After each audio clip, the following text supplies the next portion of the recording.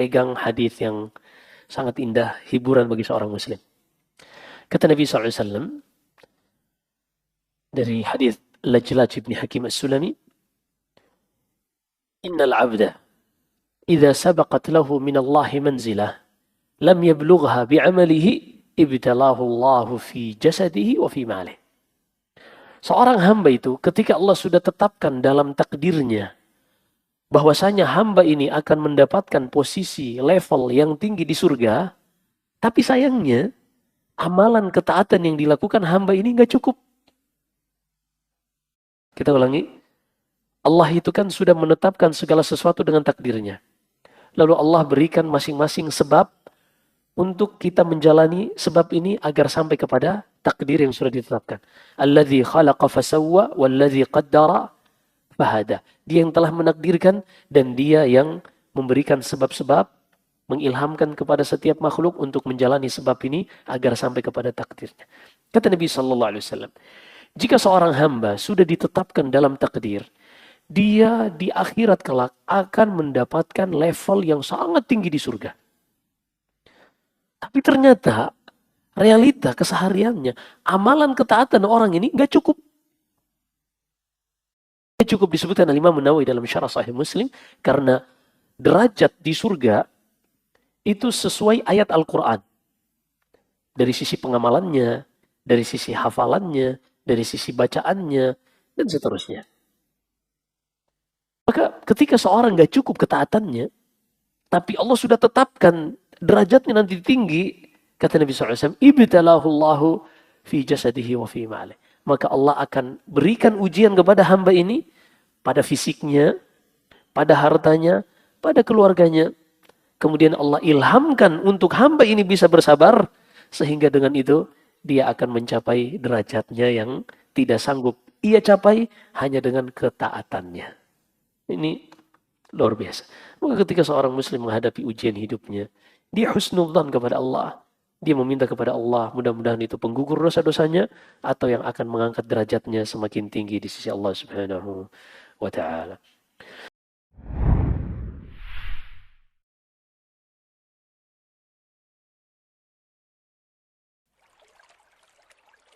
Karena sehebat apapun amalan yang pernah dilakukan seseorang dalam kehidupan dunia ini, jika tidak didasari dengan tauhid, tidak didasari dengan memurnikan segalanya hanya untuk Allah, maka sebanyak apapun harta yang pernah dikeluarkan, secapek apapun tenaga yang dikerahkan untuk beribadah, semuanya akan sia-sia di sisi Allah Subhanahu wa ta'ala, kecuali jika tauhid ini benar.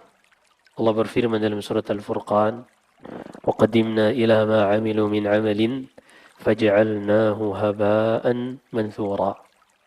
Dan kami datangi amalan-amalan yang dahulu mereka lakukan selama di dunia, namun karena tidak dibangun di atas tauhid, amalan itu pun dijadikan bagaikan debu yang diterpa angin kencang yang tidak tersisa sedikit pun.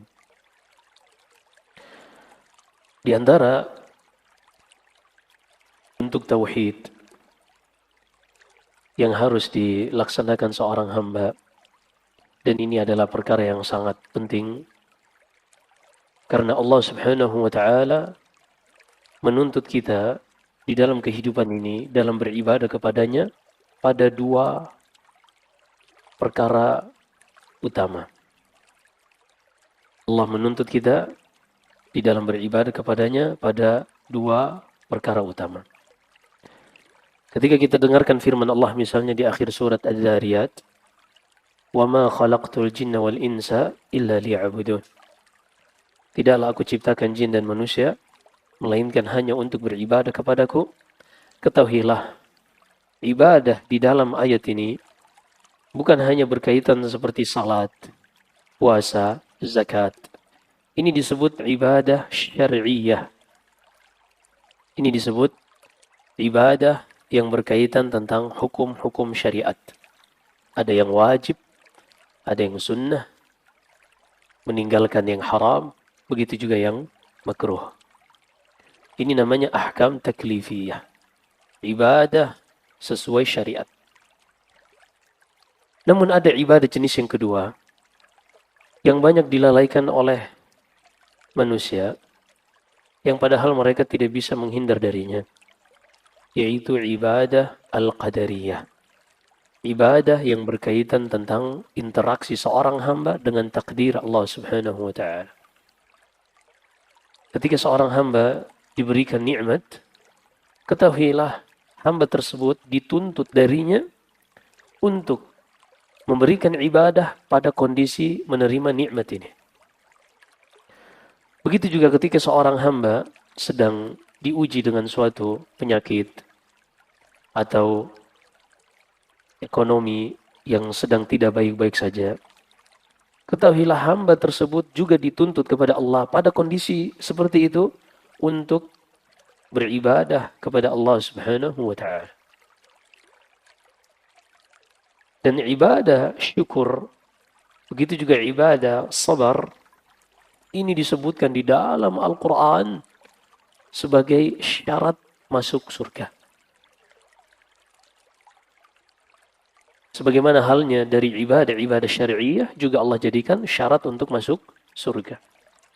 Tapi ibadah kauniyah, ibadah qadariyah, ibadah yang berkaitan tentang takdir juga menjadi syarat masuk surga. Seperti di antaranya ada firman Allah Subhanahu wa taala di awal-awal surat Al-Ankabut. Kata Allah Subhanahu wa taala menggabungkan antara dua jenis ibadah ini, namun manusia hanya memperhatikan yang pertama dan melupakan yang kedua. Kata Allah, Alif Lam Mim. Ahasiban nasu ay yutraku ay yaqulu amanna wa hum la yuftanun. ولقد فتنا الذين من قبلهم فلا يعلمن الله الذين صدقوا ولا يعلمن الكاذبين. Alif Lam Mim. Apakah manusia menyangka setelah mengatakan beriman kepada Allah dengan ahkam syari'iyah, hukum-hukum syar'i, mereka tidak akan diuji oleh Allah untuk dilihat, diperiksa apakah mereka bisa merealisasikan ibadah yang sifatnya kauniyah, qadariyah kepada Allah ataukah tidak? Apakah mereka menyangka setelah mengatakan kami beriman, mereka tidak akan diuji? Kata Allah, mustahil. وَلَقَدْ فَتَنَّا الَّذِينَ مِنْ قَبْلِهِمْ فَلَا يَعْلَمَنَّ اللَّهُ الَّذِينَ صَدَقُوا وَلَا يَعْلَمَنَّ الْكَاذِبِينَ. Sungguh kami telah menguji orang-orang sebelum kalian, dengannya kami memisahkan mana orang-orang yang jujur dalam keimanannya, mana yang tidak jujur dalam keimanannya. Maka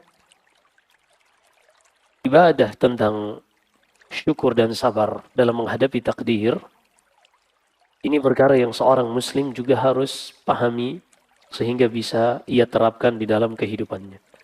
Karena realita kehidupan kita juga tidak akan terlepas dari mendapatkan kelapangan nikmat atau diuji dengan kesempitan ujian sehingga kita harus bersabar.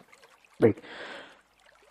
Bab hari ini yang disebutkan oleh penulis rahimahullah, babu minal iman as-sabru ala aqdarillah. Bab di antara konsekuensi tauhid dan keimanan kepada Allah adalah bersabar atas segala ketetapan takdir Allah Subhanahu wa taala. Sebelum kita masuk kepada ucapan penulis, kita harus pahami terlebih dahulu sabar itu para ulama membaginya menjadi tiga. Para ulama membagi sabar menjadi tiga agar kita bisa menempatkan masing-masing sesuai posisinya. Yang pertama, as-sabru ala ta'atillah. Bersabar di dalam menjalankan ketaatan kepada Allah Subhanahu wa taala. Karena menjalankan ketaatan, seorang di dalam melakukan salat, puasa, zakat, sadar atau tidak sadar, dia sedang berusaha untuk mengekang, menahan hawa nafsunya. Karena manusia secara naluri, keinginan mereka untuk nyantai, kemudian ingin foya-foya, ingin hidup tanpa aturan, Itu dorongan jiwa.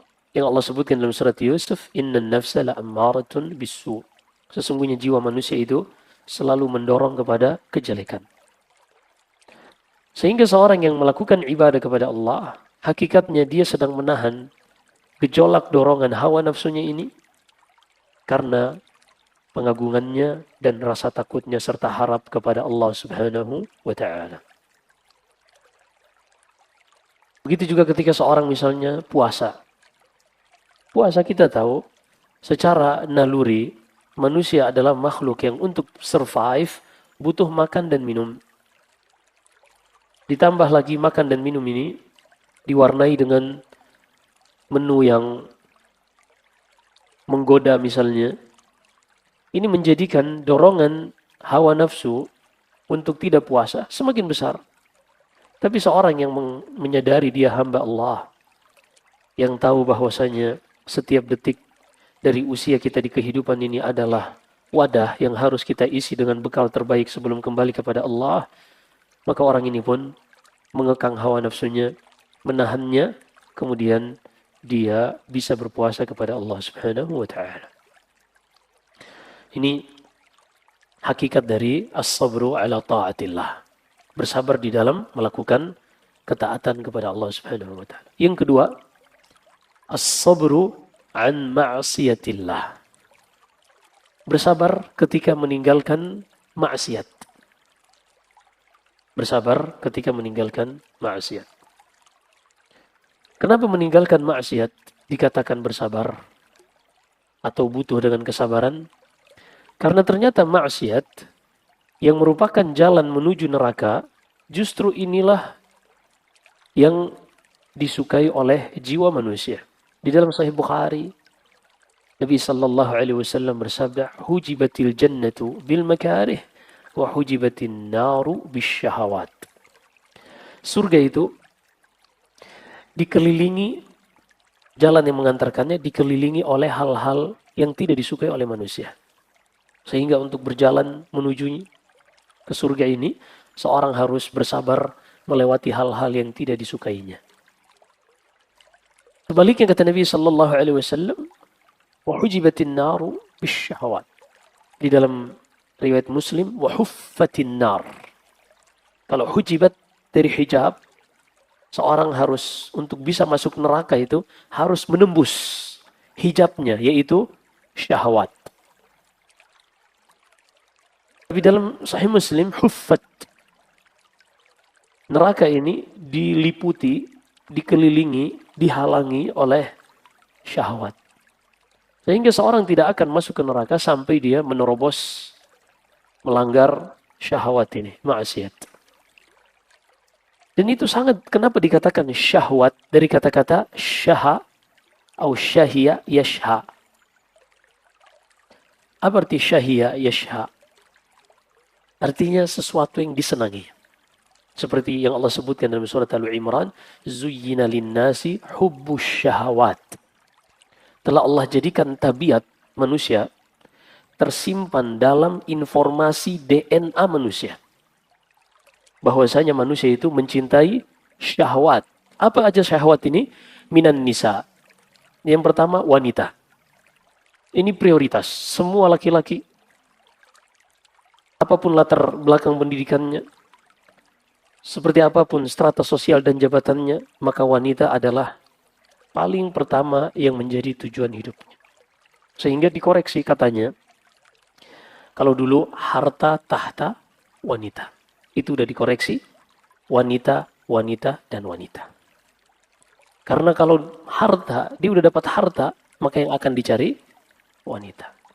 Kalau udah punya tahta, ujung-ujungnya mencari wanita. Kalau udah punya wanita, tambah lagi. Intinya, ini bukan ngajarin, ini contoh kata orang ya. Fasyahid, ini yang pertama kata Allah Subhanahu wa Ta'ala, hubbus syahwat. Allah sudah jadikan di dalam informasi gen DNA manusia, mereka laki-laki khususnya pasti mencintai yang namanya wanita. Tapi ini laki-laki normal yang belum terkontaminasi oleh virus-virus boti. Iya, na'udzubillah. Kalau itu udah nggak normal. Makanya harus dieliminasi mereka, karena ini gen resesif yang merusak. Kemudian kata Allah, minan nisa'i wal banin. Begitu juga senang dengan keturunan. Kemudian kata Allah, wal qanatiril muqantarah. Begitu juga tumpukan harta. Walaupun mungkin nggak kepake. Tapi kalau melihat properti di setiap kecamatan punya dia, wah senang banget. Kapan ditempati? Nggak tahu kapan, pokoknya senang aja. Ada salah satu raja di dunia ini, masih hidup. Itu punya gudang kayak hanggar, isinya koleksi mobil-mobil antik. Ferrari dari yang paling pertama kali dibangun ada di koleksian itu. Sampai yang terbaru. Ada. Tapi rajanya muslim, Masya Allah. Allahu barik fi. Tapi kalau ditanya untuk apa? Enggak, cuma senang aja matanya. Ini namanya syahwah. Sesuatu yang disenangi. Kemudian selain aset, harta, juga pertanian, peternakan, kata Allah Subhanahu wa taala setelah menyebutkan semua yang disukai oleh manusia ini, dzalika mataul hayatid dunya. Tapi wahai manusia, itu hanyalah kesenangan semata sesaat di dunia ini. Wallahu indahu husnul ma'ab. Adapun yang ada di sisi Allah adalah sebaik-baik tempat kembali. Ini jenis sabar yang kedua. As-sabru an ma'asiyatillah. Seorang bersabar di dalam menjauhi maksiat kepada Allah Subhanahu wa taala. Karena ternyata kita sadar Allah yang menciptakan manusia, Allah yang mengetahui dan bahkan meletakkan informasi di dalam DNA manusia kecenderungan kepada lawan jenis, harta, dan seterusnya. Itu nggak bisa kita hindari.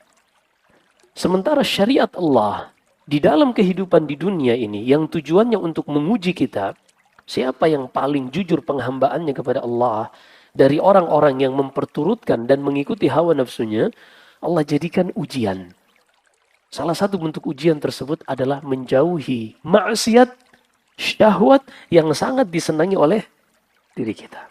Artinya gini, kalau kita disuruh menjauhi sesuatu yang kita tidak suka juga, mungkin ada faktor lain. Misalnya, ada seorang yang dia diberi tawaran,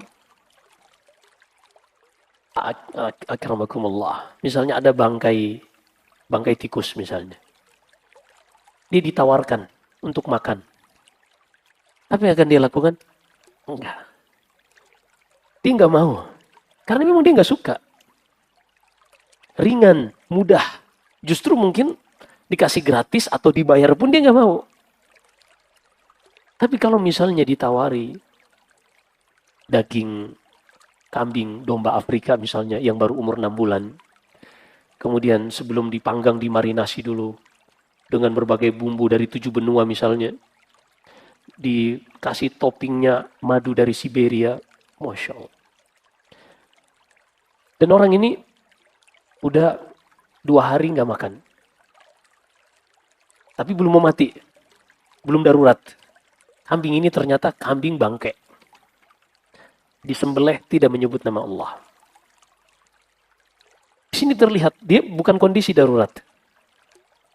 Dia akan sanggup meninggalkan ini ketika jujur keimanannya kepada Allah Subhanahu wa taala. Dia berhasil mengekang keinginannya, kecenderungan hatinya kepada daging bangkai tadi. Maksud bangkai ini yang disembelih tidak menyebutkan nama Allah. Walaupun mungkin enak setelah diberikan bumbu, dipanggang dan seterusnya. Ketika dia jujur, maka dia akan meninggalkan hal tersebut karena kecintaan dan penghambaannya kepada Allah Subhanahu wa taala. Itu meninggalkan maksiat seperti itu. Siapa yang tidak senang dengan syahwat? Siapa yang tidak senang dengan harta dan seterusnya? Tapi ketika itu semua melalaikan dari beribadah kepada Allah Subhanahu wa taala, maka keimanan yang jujur dari seorang akan membimbingnya untuk bisa kuat meninggalkan semua penghalang tersebut agar dia bisa merealisasikan secara totalitas penghambaan kepada Allah Subhanahu wa taala. Yang ketiga, bentuk kesabaran adalah as-sabru ala aqdarillahil mu'limah. Bersabar atas, bersabar terhadap segala takdir yang telah Allah Subhanahu wa taala tetapkan yang tidak disukai oleh hati manusia.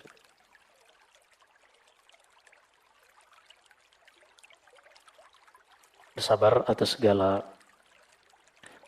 takdir yang tidak disukai oleh hati manusia. Kalau disukai, orang nggak akan bersabar. Dia justru dituntut untuk bersyukur. Baik, setelah kita paham ini, kita baca apa yang dibawakan oleh penulis dari dalil-dalil Al-Quran dan hadis untuk menjelaskan tentang bab ini. Wa qawlillahi ta'ala wa man yu'min billahi yahdi qalbah wallahu bikulli syai'in alim. Siapa saja yang beriman kepada Allah, yang jujur keimanannya kepada Allah, yang totalitas penghambaannya kepada Allah, maka Allah yang akan membimbing hatinya. Apa maksudnya? Ayat di dalam surat At-Taghabun ini, ayat yang menyebutkan tentang ujian. Redaksi ayatnya sebelumnya adalah tentang ujian. Kemudian Allah tutup ayat tersebut. Jadi ayatnya, ma asaba min musibatin illa biidznillah. Wa may yu'min billahi yahdi qalbah wallahu bikulli syai'in alim. Tidak ada satupun musibah yang menimpa seorang, baik skalanya individu ataupun secara menyeluruh, maka semua datangnya dari Allah Subhanahu wa ta'ala. Semua dengan izin Allah Subhanahu wa ta'ala. Kemudian manusia di dalam menghadapi ujian ini ada dua. Ada yang menghadapinya sesuai bimbingan dari Allah. Namun ada yang menghadapinya justru mereka bertentangan dengan syariat Allah. Siapa yang bisa menghadapinya dengan bimbingan dari Allah? Dia adalah orang yang beriman kepada Allah. Wa may yu'min billahi yahdi qalbah.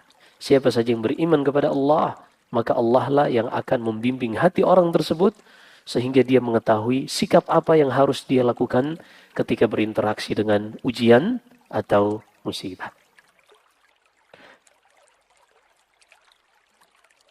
Dan menghadapi ujian musibah, ini kalau kita gunakan logika, ini sangat semakin tenang hidup kita ketika kita mempelajari syariat Allah Subhanahu wa ta'ala. Sangat tenang. Kita ambil contoh di dalam hadis Abu Musa al-Asy'ari radhiyallahu anhu, di dalam Sunan An-Nasa'i dan Tirmidzi, Nabi sallallahu alaihi wasallam menyebutkan tentang seorang yang ketika anaknya, buah hatinya diwafatkan dalam keadaan masih kecil, masih lucu-lucunya. Tapi karena hamba ini beriman, hidupnya totalitas hanyalah untuk menghambakan diri kepada Allah. Ketika nyawa anaknya dicabut, ia hanya mengatakan, innalillahi wa inna ilaihi raji'un, alhamdulillah. Kita semua berasal dari Allah dan akan kembali kepada Allah. Dan segala puji bagi Allah atas seluruh ketetapannya. Selesai. Anaknya yang sudah meninggal nggak akan hidup lagi. Tapi apa kata Allah? Ibnu li'abdi baitan fil jannah wa sammuhu baital hamd. Bangunkan bagi hambaku ini istana di surga dan namakan istana tersebut dengan istana alhamd, istana pujian. Sebaliknya kalau seorang yang tidak beriman kepada Allah, ketika ada anaknya meninggal, dahulu di zaman jahiliyah, dia akan meratap. Ada yang guling-guling di tanah, ada yang menampar pipinya, melukai tubuhnya. Tidak menerima takdir keputusan Allah Subhanahu wa ta'ala. Anaknya yang sudah meninggal tidak akan hidup kembali. Kemudian pikirannya terbebani dengan dorongan-dorongan untuk menentang takdir. Badannya sakit, tersiksa. Hatinya sempit. Pada perkara yang tidak akan pernah bisa berubah hanya karena sikap manusia. Itu adalah takdir ketetapan Allah yang tidak akan bisa berubah. Dan ini berlaku dalam kehidupan kita. Di hari-hari ini, kita rasakan secara merata dampak ekonomi dikarenakan perang yang sedang terjadi. Ditutupnya Selat Hormuz, harga bahan bakar naik, harga produk turunan dari hasil eksplorasi dari minyak bumi juga naik, plastik, begitu juga banyak hal yang berubah. Ini ujian yang kita semua rasakan. Dampaknya mengenai kita semua. Maka ketahuilah dalam menghadapi yang seperti ini, manusia juga terbagi dua. Ada yang menghadapinya dengan bersabar karena itu adalah ketetapan dari Allah, sembari mencari sebab-sebab yang bisa membuat mereka tetap survive atau bisa keluar dari krisis ini. Ada orang-orang yang hanya bisa mencela, menuduh pemerintah, mencari kambing hitam, yang tidak ada keuntungan juga bagi dirinya dan juga negara ini. Maka beriman kepada takdir, seorang mencoba untuk melihat kehidupan ini tidak hanya dengan hawa nafsu, tidak hanya dengan perasaan yang sempit. Tapi ketika dia memandang kehidupan ini, ada yang mengaturnya. Bahkan sebelum kehidupan ini diciptakan, dia akan berserah diri. Dia akan mengatakan, kita mau marah atau kita mau ridha, tidak akan mengubah hal tersebut. Kalau seandainya tidak akan merubah, sementara marah-marah akan menghasilkan efek negatif di dalam diri kita, lingkungan dan masyarakat kita, ngapain kita bersikap negatif?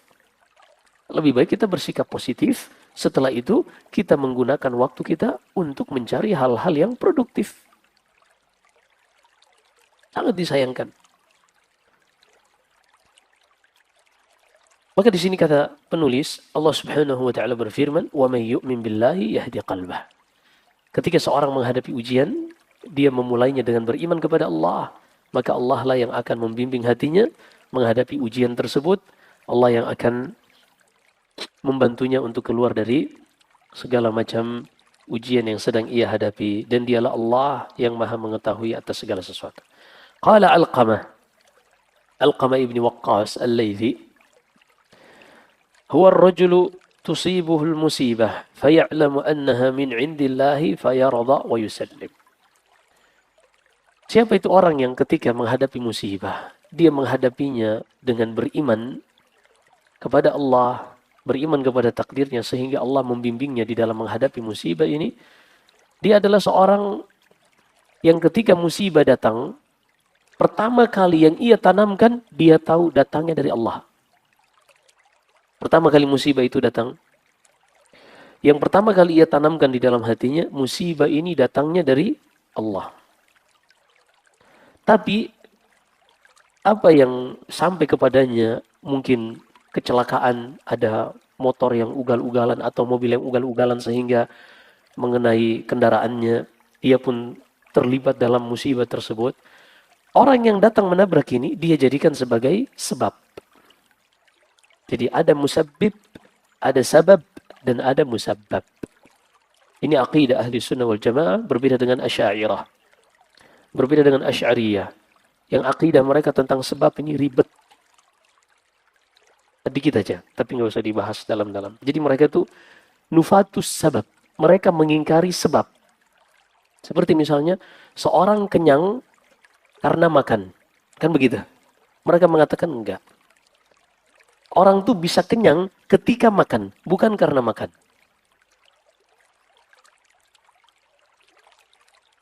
Outputnya sama, tapi prosesnya berbeda, keyakinannya berbeda. Mereka menafikan bahwasanya suatu objek memiliki kemampuan untuk sebagai sebab menghasilkan akibat. Mereka nafikan itu. Seorang menikah bisa punya anak ketika dia menikah, bukan karena menikah. Udah pikir sendiri, pusing sendiri. Kata Alqamah, rahimahullah. Alqamah murid Ibn Mas'ud, murid para sahabat.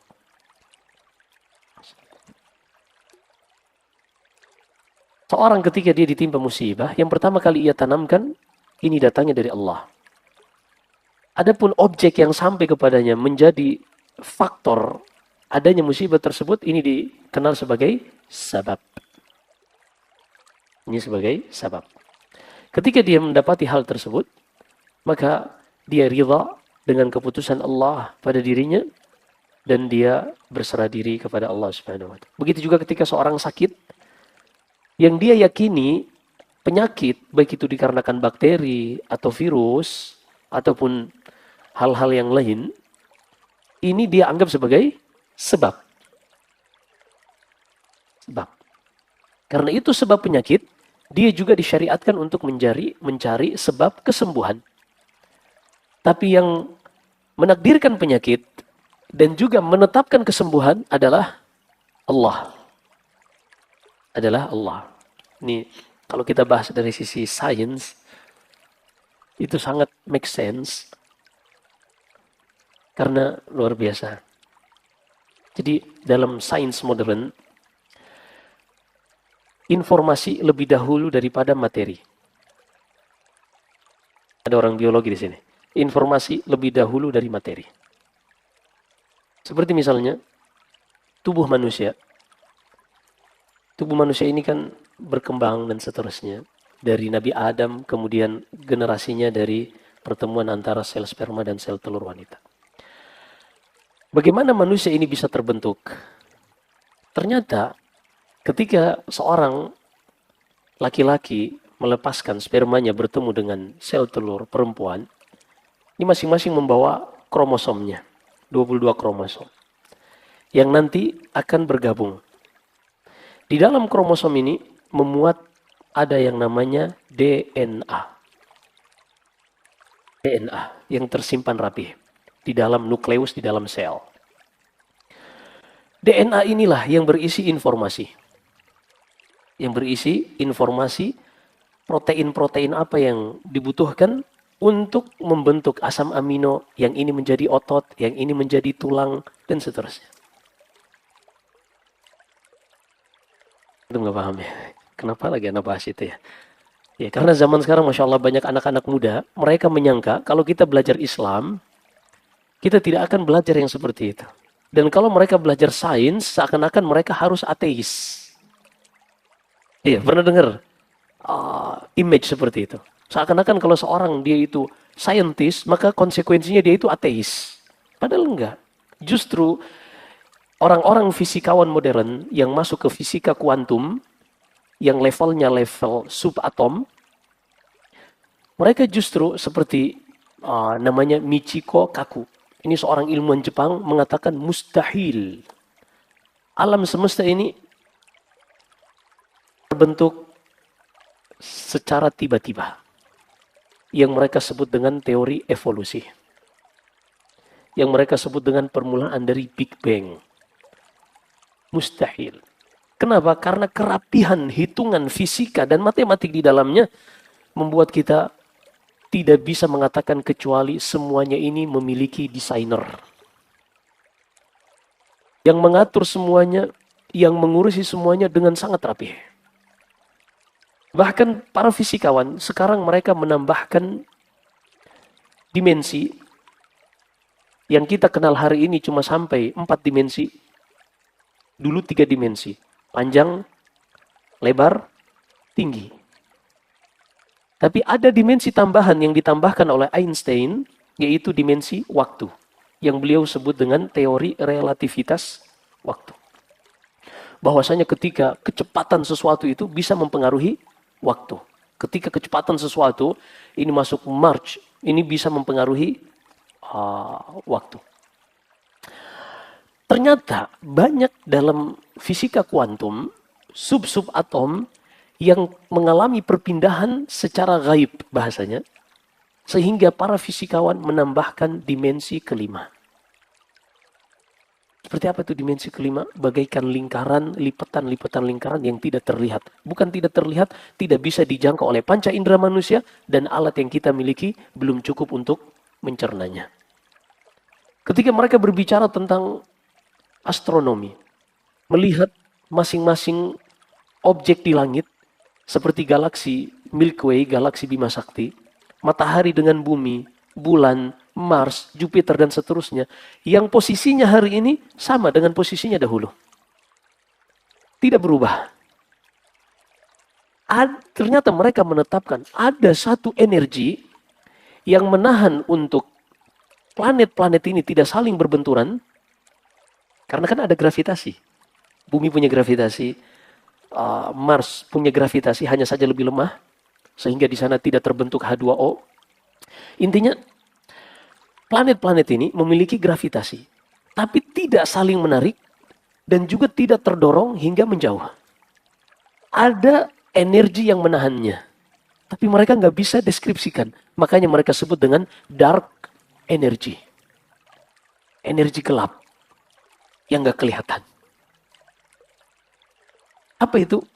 Kita belum sampai pada dimensi tersebut. Nah, jadi Islam sudah menyebutkan sejak dahulu. Allah berfirman, Innallaha yumsikus samawati wal arda an tazula.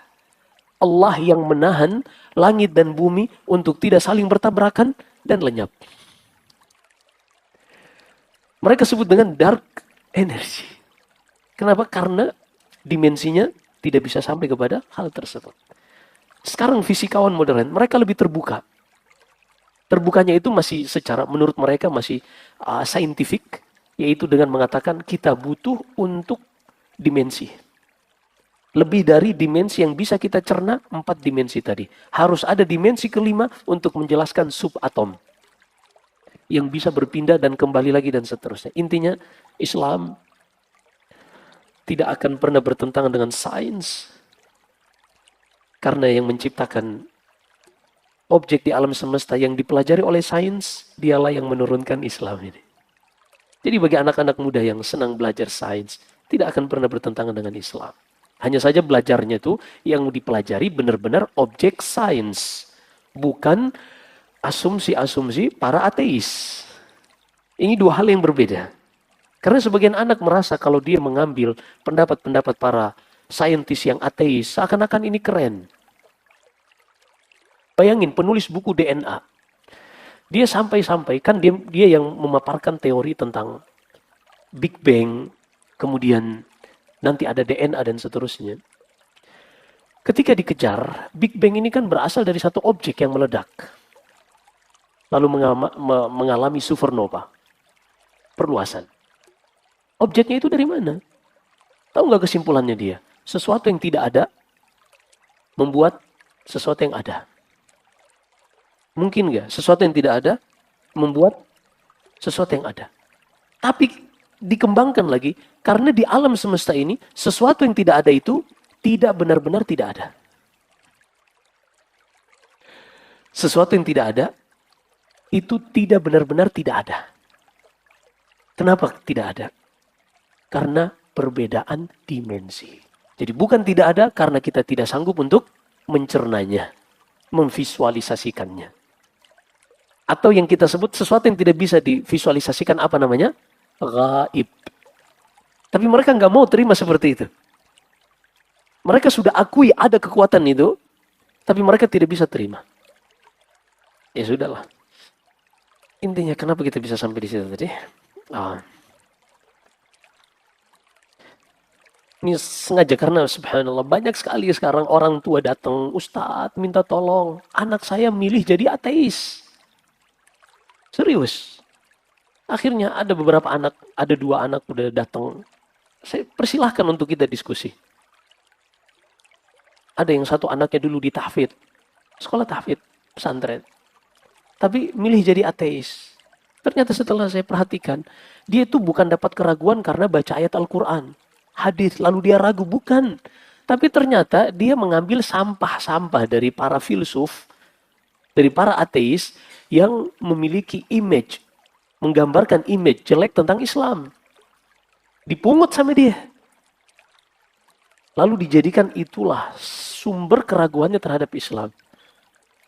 Ini kan bukan karena keraguan sendiri yang dia dapat, bukan.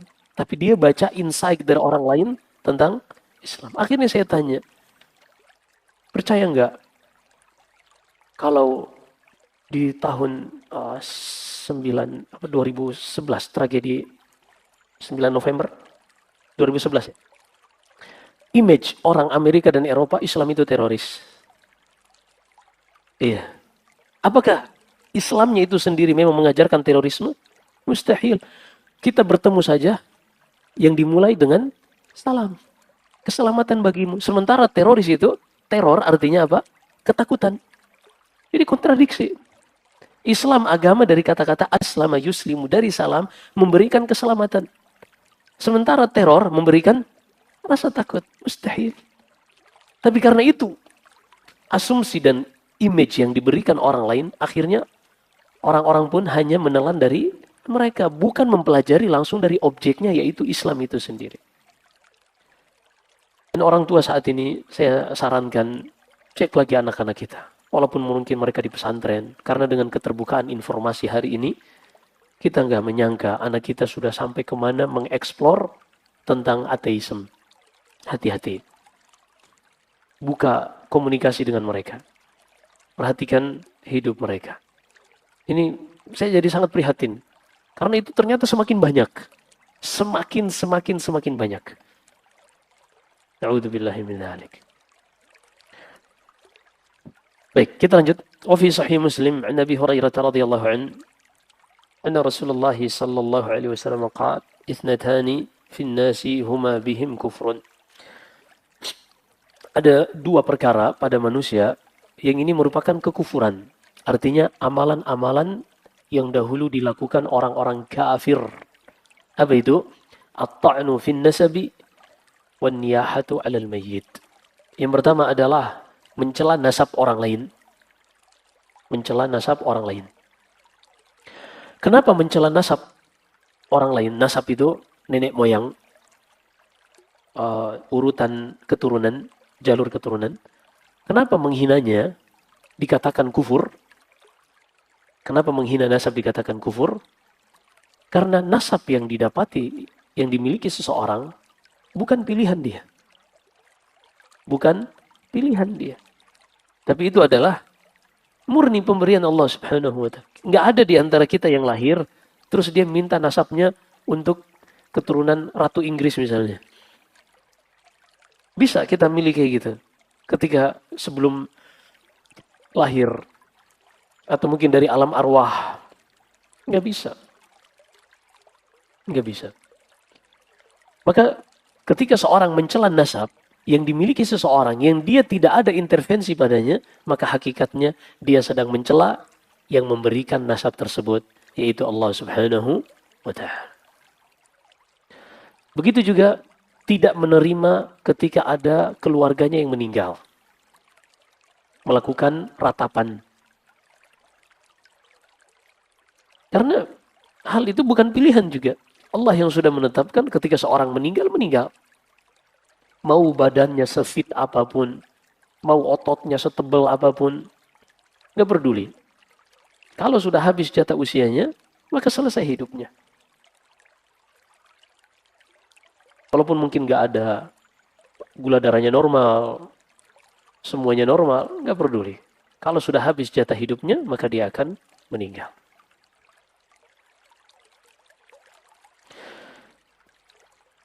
Kemudian yang berikutnya, walahu ma'an ibn Mas'ud marfu'a, dan dari Abdullah bin Mas'ud dari Nabi sallallahu alaihi wasallam, laisa minna man daraba al-khudud wa syaqqa al-juyub wa da'a bi da'wal jahiliyah.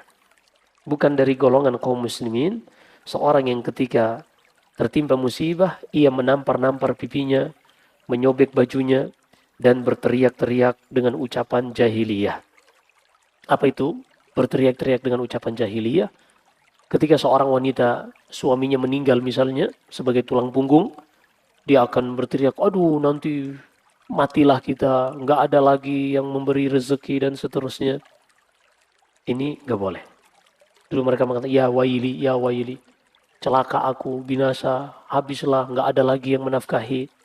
Seakan-akan suaminya itulah pemberi rezeki. Padahal suaminya hanya sebab datangnya rezeki. Bukan pemberi rezeki. Artinya apa? Kalau bukan dari suaminya, sementara sudah ditetapkan rezekinya, maka akan datang dari jalur yang lain.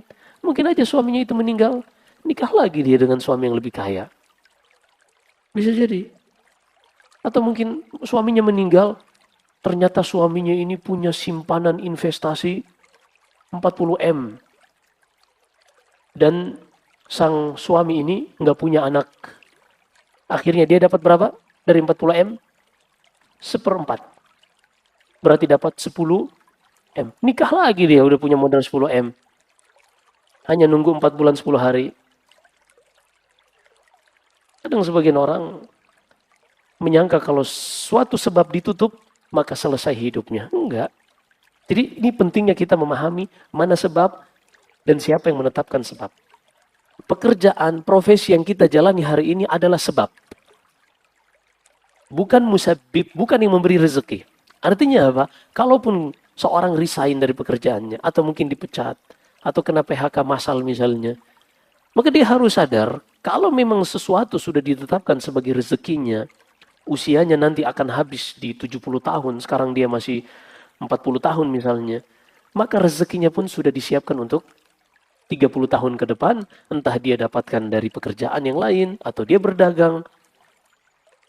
Gak ada yang bisa membatasi rezeki Allah Subhanahu wa Ta'ala. Ini kita harus paham. Dan inilah yang akan membuat kita itu tidak terlalu serakah menghadapi kehidupan. Tidak terlalu serakah. وعن أنس رضي الله عنه أن رسول الله صلى الله عليه وسلم قال إذا أراد الله بعبده الخير عجل له العقوبة في الدنيا. Jika Allah Subhanahu wa Ta'ala menginginkan kebaikan bagi seorang hamba, Allah akan segerakan beberapa ujian bagi hamba ini di dunia. Wa idza arada bi 'abdihi asy-syarr amsaka 'anhu bi dhanbihi hatta yuwafa bihi yaumil qiyamah. Tapi kalau Allah tidak inginkan kebaikan bagi seorang hamba, dibiarkan dengan dosa-dosanya.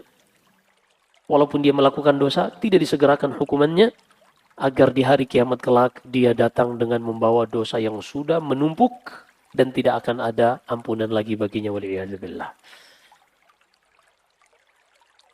Sebaliknya kalau Allah inginkan kebaikan bagi seorang hamba, maka Allah akan segerakan beberapa hukuman. Pertanyaannya, boleh enggak seorang berdoa, ya Allah, hukuman yang akan engkau berikan di hari kiamat kelak, segerakan saja di dunia. Agar di akhirat nanti udah nggak ada hukuman lagi. Boleh nggak sih? Secara perasaan boleh, tapi secara syariat nggak boleh. Dalam hadis Anas bin Malik, suatu saat Nabi Shallallahu Alaihi Wasallam mengunjungi seorang sahabatnya yang sakit parah, kalfarh. Kata perawi, dia sudah seperti seekor anak burung yang belum punya bulu. Anak burung baru netas, belum punya bulu, layu, letoy, nggak bisa ngapa-ngapain. Ketika Rasulullah melihat sahabat ini sudah seperti itu kondisinya, Rasulullah punya firasat, la'allaka sa'altallaha bisyai. Sepertinya engkau meminta sesuatu yang tidak biasa kepada Allah. Sahabat ini pun jujur, betul ya Allah. Aku pernah berdoa, Allahumma ma kunta mu'aqibi fil akhirah fa'ajilhu li fid dunya. Ya Allah, adab, hukuman yang akan engkau berikan kepadaku di hari kiamat kelak, tolong segerakan saja di dunia. Agar di akhirat kelak ringan. Apa kata Nabi SAW? Subhanallah, la tutiq. Awala sa'alta Allah, Allahumma atini fid dunya hasanah wa fil akhirati hasanah wa qini adzaban nar. Engkau tidak akan sanggup wahai sahabatku. Jangan seperti itu, tapi mintalah kepada Allah, ya Allah, berikanlah kebaikan untukku di dunia ini dan berikan kebaikan untukku di akhirat kelak dan lindungilah aku dari api neraka. Makanya agama ini tidak dengan perasaan, tapi harus sesuai dengan bimbingan Nabi kita Muhammad sallallahu alaihi wasallam.